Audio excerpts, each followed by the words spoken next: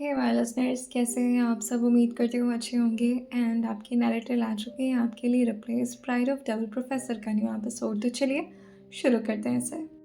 आवाज़ में अभी भी थोड़ी बहुत प्रॉब्लम है तो प्लीज़ एडजस्ट कर लेना।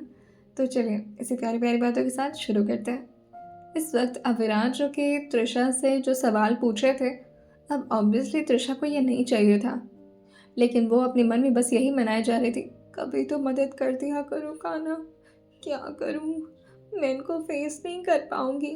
लेकिन भगवान ने आज उसकी सुन ली थी, क्योंकि अचानक ही दरवाजे पर कोई आकर के धीरे धीरे नॉक करने लगता है।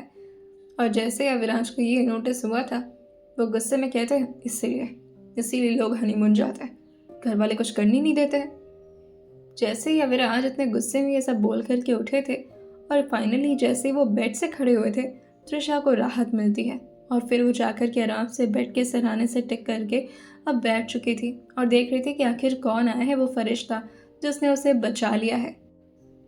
ये वीर था जो कि इस वक्त अविराज और त्रिशा दोनों को नीचे बुलाने के लिए आया था। नीचे शायद कुछ इम्पोर्टेंट डिस्कशन चल रहा था जिसमें अविराज और त्रिशा का भी मौजूद होना ज़रूरी था। अविराज एक बार त्रिशा की तरफ देखते हैं और फिर उसके कपड़े की तरफ और फिर उससे कहते हैं, चलो चेंज कर लेते हैं। थोड़ी देर बाद वो लोग चेंज करके अब फाइनली नीचे की तरफ पहुंचे थे, लेकिन त्रिशा तो बार बार जैसे अविराज के टच को अवॉइड ही कर रही हो। जैसे वो उसका हाथ पकड़ते वो कूद करके थोड़ा और दूर हो जाती। फिर जैसे ही अभी वो उसके पास आकर के बैठना चाहे थे, त्रिशा जाकर के नूर और आरोही के बगल में बैठ जाती है ताकि अविराज को जगह ही ना मिले।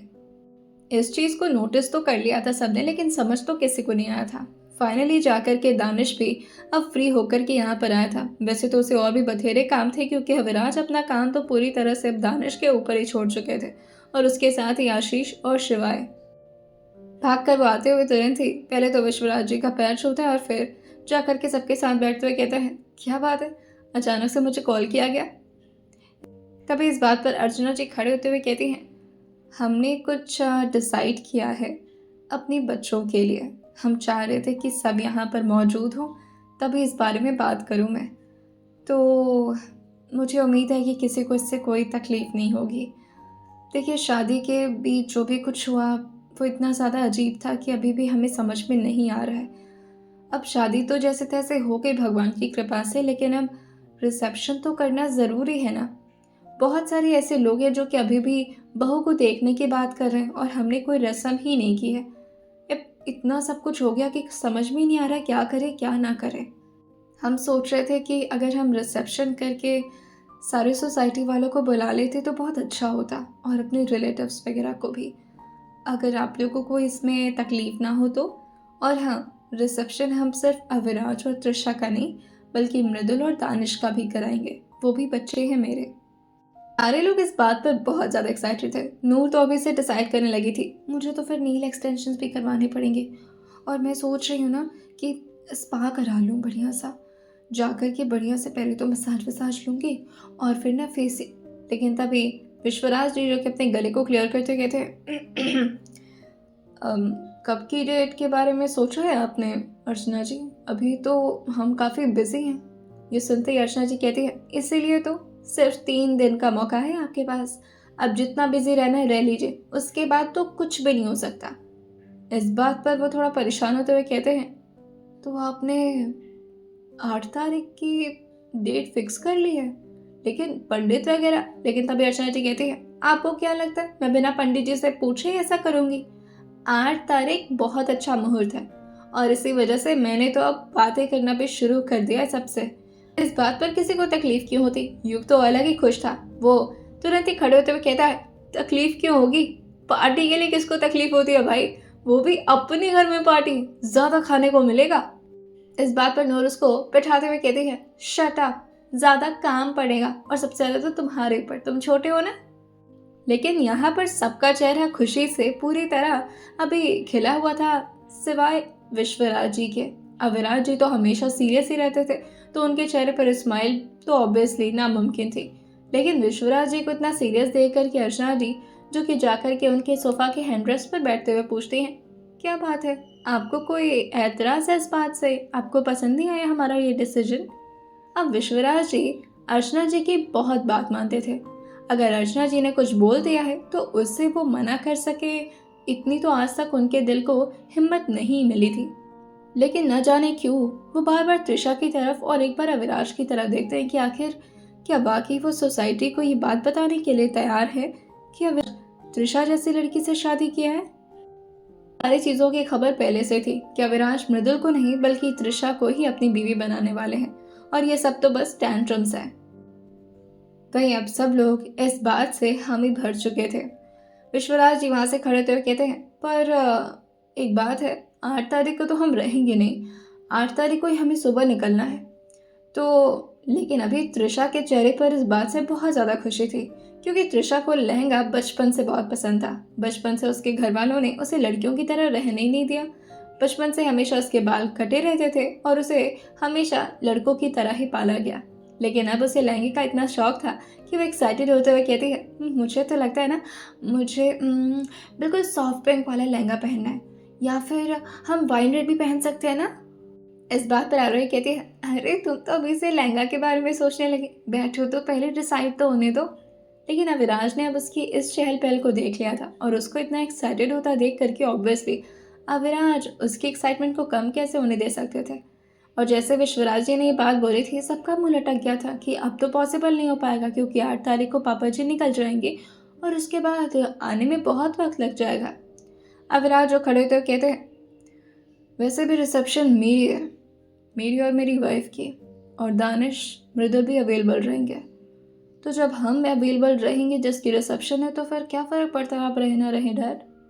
वैसे भी आपके लिए बिजनेस हमेशा प्रायोरिटी रही है, तो आप जा कर के अपनी प्रायोरिटी को हैंडल करिए, यहाँ पर रिसेप्शन मैं हैंडल कर लूँगा।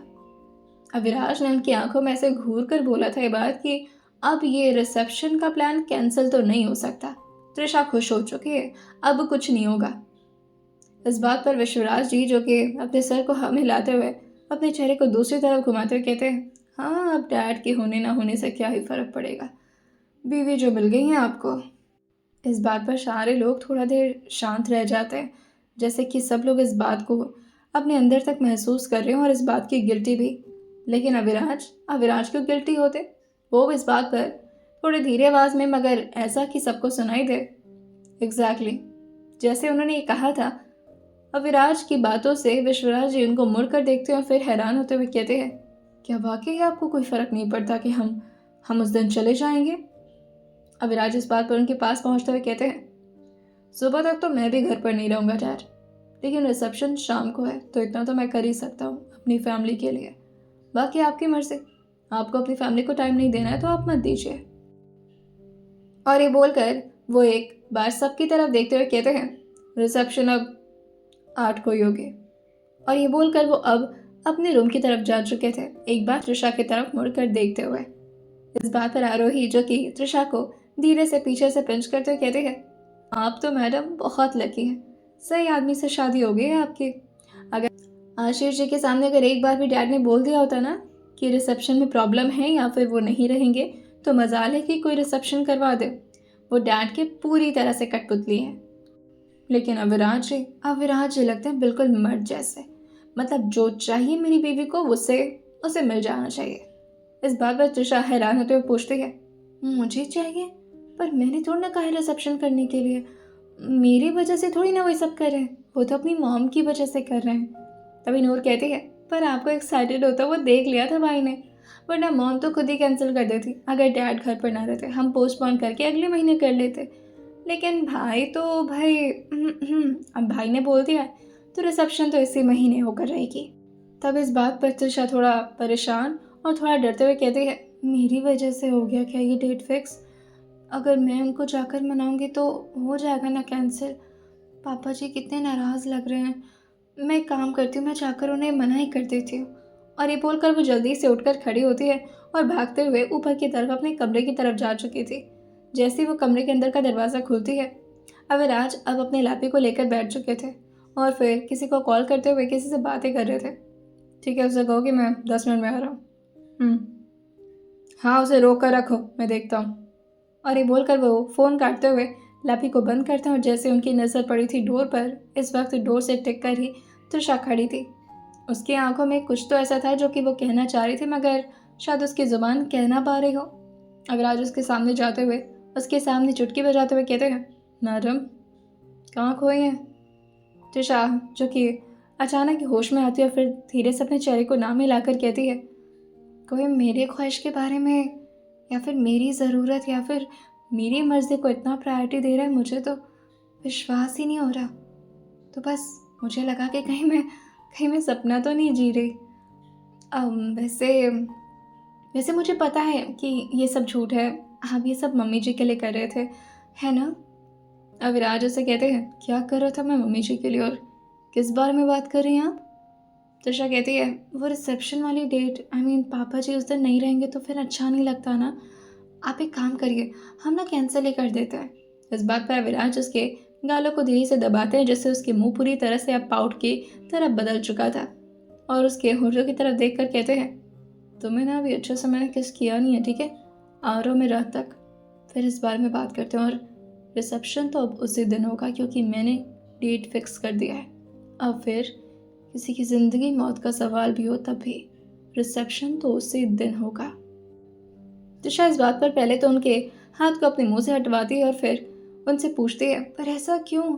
आपके ये मेरी वजह से कर रहे हैं? नहीं, मुझे पता है आप मेरी वजह से क्यों करेंगे, पर फिर भी क्यों ही करना है? आपको पता है ना, डैड का मुंह कितना ज़्यादा ख़राब हो गया था, वो परेशान हो रहे थे, अच्छा नहीं लगता ना, वो बड़े हैं हमसे। इस बात पर अविनाश जो कि उसके कंधे पर हाथ रखते हुए कहते हैं, और तुम्हें ऐसा क्यों लगता है कि मैं तुम्हारी मर्जी के लिए नहीं बल्कि किसी और के लिए करूँगा? ऑब्वियसली तुम इतनी खुश हो इसलिए मैं ये कर रहा हूँ, और अब तुम्हारी खुशी तुमसे कोई नहीं छीनेगा। तुम्हें लहंगा पहनना बहुत पसंद है ना, तुम एक काम करो, तुम कल ही शॉपिंग के लिए जाओ, ओके? तभी सुनकर के त्रिशा कहती है, पर पापा जी नाराज़। अविराज उसकी गालों पर टैप करते हुए कहते हैं, अविराज की बीवी पर नाराज़ होने का हक तो मैंने अविराज को भी नहीं दिया, किसी और की मजाल है जो तुम्हें कुछ कहेगा, और अगर कहता है तो तुम मुझे बोलना, तुम्हारा पति हैंडल कर लेगा। पढ़ाई कर लेती हूँ, वैसे भी मुझे अभी प्रैक्टिकल वगैरह भी कंप्लीट करना है। और जैसे वो जाकर के बेड पर बैठी थी, वो काफ़ी ज़्यादा खुश थी और खुशी में अपने लोअर लिप्स को लगातार काटी जा रही थी, जिसे देखते हुए विराज से कहते हैं, ये क्या हो रहा है? तभी वो खुश होते कहती है, कुछ नहीं, मैं तो बस। अविराज उसके दांत को देखते हुए कहते हैं, इस दांत को ना मेरे होठों से दूर रखो। त्रिशा इस बात पर मुंह पे अपने हाथ रख करके जोर से हंसना चाह रही थी, लेकिन फिर वो अपने हंसी को कंट्रोल करते हुए कहती है, what do you mean by मेरे होठ? मैं आपके होठ को कहाँ काट रही हूँ? वो तो मेरे दांत खुशी में तो हो जाता है। अविराज से कहते हैं, नो वे, मेरे पतले पतले होठ है, दांत वात से लग करके कट जाएंगे अभी। मेक श्योर के दांत नहीं लगना चाहिए, हक मेरा है सिर्फ। तभी त्रिशा कहती है, और धीरे बोलिए, क्या कर रहे हैं? अविराज से कहते हैं, तुम पागल हो क्या? ये रूम साउंड प्रूफ है, तो मैं कितना भी चिल्ला कर बोलूँ, डोंट वरी, कुछ नहीं सुनाई देता। अब थोड़ी देर में वो जा चुके थे अपने काम से बाहर के लिए, और उसने पहले ही त्रिशा को बता दिया था कि उन्हें वक्त लग जाएगा और काफ़ी ज़्यादा, तो इस वजह से वो खाना खा लेगी और अच्छे से पढ़ाई करेगी, और कोई भी बात हो तो तुरंत उनको कॉल कर देगी। त्रिशा भी अच्छे बच्चों की तरह उनकी बात मानते हुए अब आराम से अपने बेड पर बैठ चुकी थी और अपनी पढ़ाई में अपना ध्यान लगाना शुरू कर दी थी। लेकिन बार बार उसे यही सोच सोच कर खुशी हो रही थी कि उसकी मर्जी का भी यहाँ पर इतना ध्यान रखा जा रहा है। हाँ, कोई रखे ना रखे, कम से कम उसके पति तो रख रहे हैं, और उसे क्या ही चाहिए। तभी अचानक ही दरवाजे पर कोई धीरे से आवाज़ लगाते हुए कहता है, त्रिशु, त्रिशु तो अंदर है क्या? ये मृदुल की आवाज़ थी, जिससे त्रिशा तुरंत ही दरवाजे को पूरी तरह से खोलते हुए कहती है, ये क्या, आधा दरवाज़ा खोल करके आवाज़ लगा रही हो, पूरा दरवाज़ा खोल कर अंदर आ जाती। तभी इस बात पर मृदुल उसको ज़ोर से हक करते कहती है, पागल है क्या? अब मान ले तेरा रूम है ये, और तो अपने पति के साथ रहती है, पता नहीं क्या क्या करती होगी, अब मैं कैसे? इस बात पर वो तुरंत अपने मुंह पर हाथ रखते हुए कहती है, आपको कैसे पता? नहीं मतलब हमें ऐसा कुछ नहीं, क्या क्या बोल रही होती तू? मृदुल तो बस उसे टीज कर रहे थे और उसके गाल को पंच करते हुए कहती है, तेरे होंठ इतने लाल क्यों हैं? कुछ हुआ है क्या यहाँ पर? और जैसे अभी अपना हाथ रखती तुरंत ही ऋषा कहती है, नहीं वो मैंने अपने ही दांतों से काट लिया, बस और कुछ नहीं। इस बात पर मृदुल जो अपने सिर को नाम हिलाकर कहती है, अब तो अच्छी तरह से समझती हूँ मैं बेटा कि ये, खैर छोड़ो, बट ये निशान बहुत प्यारा लग रहा है, बोलना कि दोबारा भी दे देंगे वो। इस बात पर त्रिशा अपने सर को बस हाँ में हिला दी थी, लेकिन फिर अचानक ही अपनी दी को देखते हुए कहती है, दीदू पक। दोनों आकर के बैठ चुके थे लॉन्ज एरिया में, जहाँ पर काउच रखे हुए थे और थोड़ी बहुत बाहर की हवा भी आ रही थी।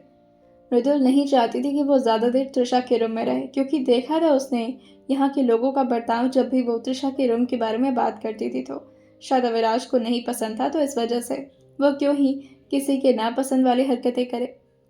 वो उसके हाथ पर धीरे से अपना हाथ रखते हुए कहती है, मुझे तो ना ये सब बिलीव ही नहीं हो रहा। हम दोनों की शादी एक घर में हो चुकी और फिर भी हम कितने अनजान बन गए ना त्रिशु। ये सुनती त्रिशा, जो कि हल्का इमोशनल होती है, और फिर अपनी दी की तरफ देखकर कहती है, ऐसा क्यों बोल रहे हैं आप? ऐसा तो कुछ नहीं है, हम अनजान तो। लेकिन तभी मृदुल जा कर के अब त्रिशा के सामने और अपने घुटनों पर आ चुकी थी। लेकिन त्रिशा ये कैसे होने दे सकती थी? वो तुरंत ही उसे खड़ा करते हुए कहती है, क्या कर रही हो दी? ऐसे क्यों बैठी हो? ऊपर बैठो ना। जैसे ही त्रिशा भी वहां से खड़ी होकर के उसके साथ नीचे बैठ पाती, तभी मृदुल उसको बैठने का इशारा करते हुए कहती है, एक मिनट त्रिशु, मुझे बात करनी है। लेकिन त्रिशु जल्दी जल्दी अपने चेहरे को ना मिलाकर कहती है, ऐसे थोड़ी ना बात होती है। आप ऐसे नीचे क्यों बैठे हुए हो? चलो खड़े हो जाओ। मैं ऐसे आपको नहीं देख सकती, मेरे सामने ना झुकना नहीं है आपको। तभी उस पर जबरदस्ती वो अपना हाथ रखते हुए कहती है, चुपचाप से ऐसे ही बैठ, बोला ना मैंने, और मेरी बात सुन। बहुत मुश्किल हो रही थी त्रिशा के लिए यूं अपने मृदुल दी को इस तरह अपने सामने नीचे बैठा देखकर। वो तो इस वक्त लगातार रोए जा रही थी, जैसे कि उसके दिल में आंसू काफ़ी टाइम से छुपे हुए हों, लेकिन वो किसी से जाहिर ना कर पा रही हो। त्रिशा, जो कि अपनी बहन को इस तरह रोता देख कर कि तुरंत ही उसके आंसू पोंछती है और फिर पूछती है, क्या बात है दीदू, इतना परेशान क्यों, रो क्यों रहे हैं आप? मृदुल त्रिशा की तरफ देखकर कहती है, मैंने यूज़ किया है ना तुझे बचपन से। देख, बचपन में भी तुझे कितनी मार पड़ती थी, पर मैं तुझे कभी बचा नहीं पाती थी ना, और बड़े होने के बाद भी अपनी शादी के लिए तेरा इस्तेमाल कर लिया। इस बात पर त्रिशा कहती है, आप क्या उल्लू हो क्या? कैसी बातें कर रहे हो? और सोचा भी कैसे कि आपने मेरा यूज़ किया है? आप भी ना दीदू, मैं तो बहुत खुश हूँ। इस बात पर मृदुल जो खड़े होते हुए कहती है, नहीं त्रिशु, मुझे पता है तुझे इस तरह तो नहीं अपनी ज़िंदगी करनी थी ना। तूने तो कहा था कि तुझे कभी शादी भी नहीं करनी है। क्योंकि बचपन से माँ पापा ने इतना डरा दिया था मुझे शादी के नाम पर।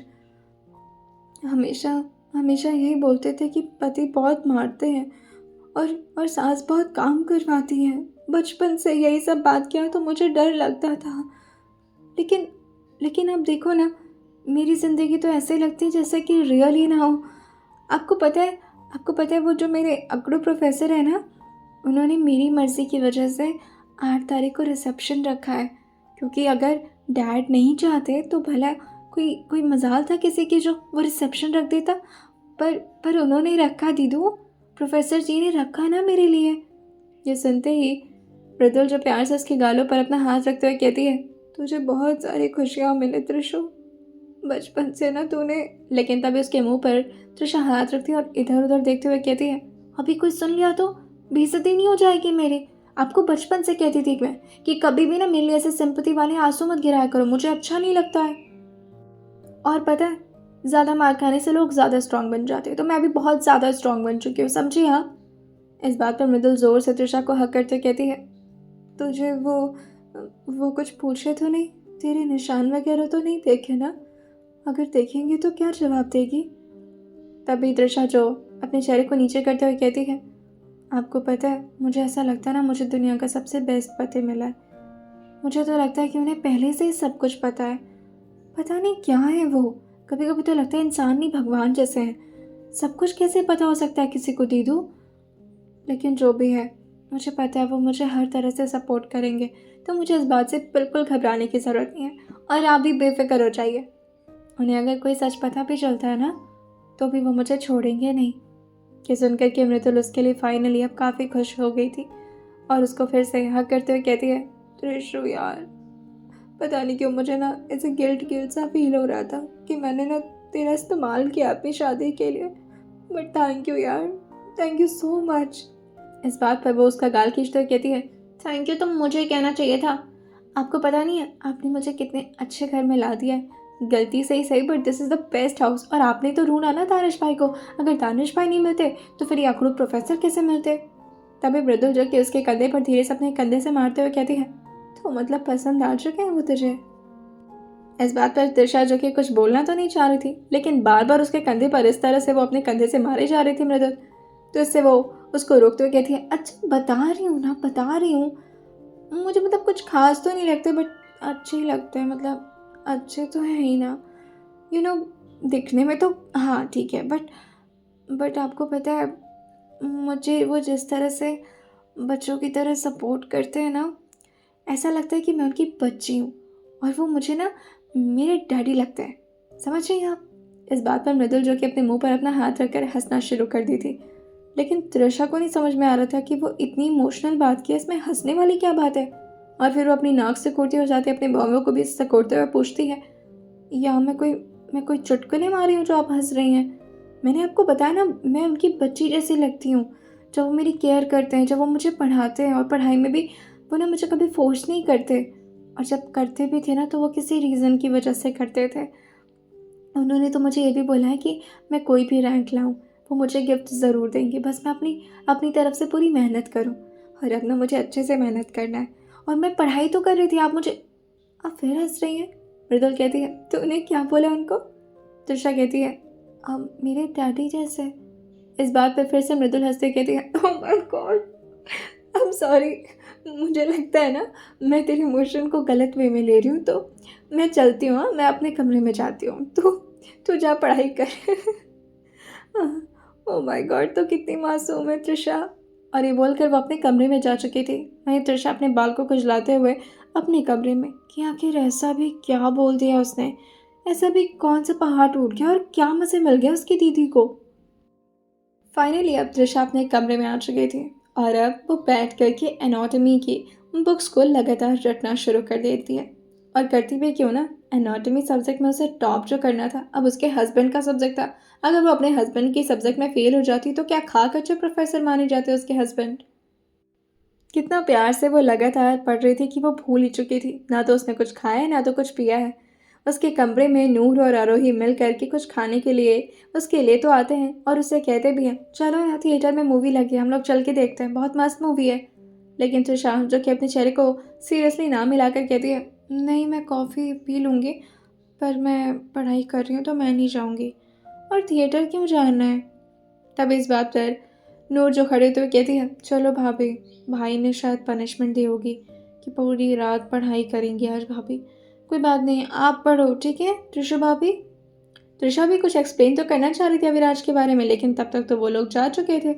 और फिर से त्रिशा अपनी पढ़ाई में लग जाती है, लेकिन आज वो प्रेशर से नहीं, बहुत ही लाइट दिमाग से पढ़ाई कर रही थी। और उसने नोटिस किया था कि वो इतनी ज़्यादा हल्के दिमाग से पढ़ाई कर रही है, तो उससे ज़्यादा चीज़ें तैयार हो रही हैं, क्योंकि उसके दिमाग में कोई टेंशन ही नहीं है कि उसे फर्स्ट रैंक हासिल करना है, उसे ज़्यादा मार्क्स ले आना है। बस वो पढ़ रही थी, और अब उसे पढ़ाई में थोड़ा थोड़ा एन्जॉयमेंट मिल रही थी, जैसे कि उसका इंटरेस्ट आ रहा हो। फाइनली अब रात के 10:30 हो चुके थे, और जैसे अविराज घर के अंदर आते हैं, पहले आरोही जी जाकर के अविराज से कंप्लेन करते हुए कहती है, तुम आपकी बीवी को 3 बार आवाज़ लगाई मैंने खाने के लिए, लेकिन मैडम जी अपनी जगह से टस से मस नहीं हुई है। ऐसा क्यों पनिशमेंट दे देते हैं आप बेचारी को? छोटी सी बच्ची है, कितना पढ़ाते हैं आप उसे? इस बात पर अविराज कहते हैं, मैंने तो ऐसा कुछ नहीं कहा था उसे कि वो खाना ना खाए, मैं देखता हूँ। आरोही जी कहती हैं, मैं खाना भिजवा देती हूँ कमरे में, आप उसे ठूस ठूस कर खिला दीजिएगा, बदमाश हो गई है।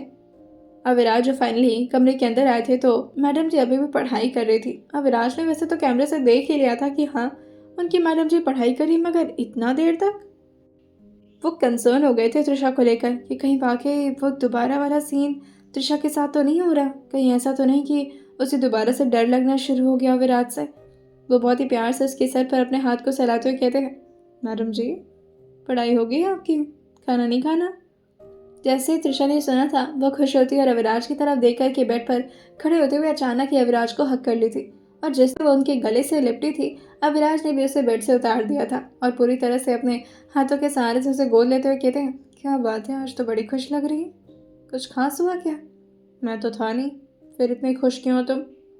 अविराज के गालों को वो जोर से अपने हाथों से नोचते हुए कहती है, अरे मैं आपको क्या बताऊं, आपको पता है मुझे ना आज टॉपिक ज़्यादा अच्छे से समझ में आया, और आपको पता है आज तो मुझे ऐसा लग रहा था कि मुझे प्रोफेसर की ज़रूरत ही नहीं है, मैं तो खुद ही पढ़ लूँगी सब।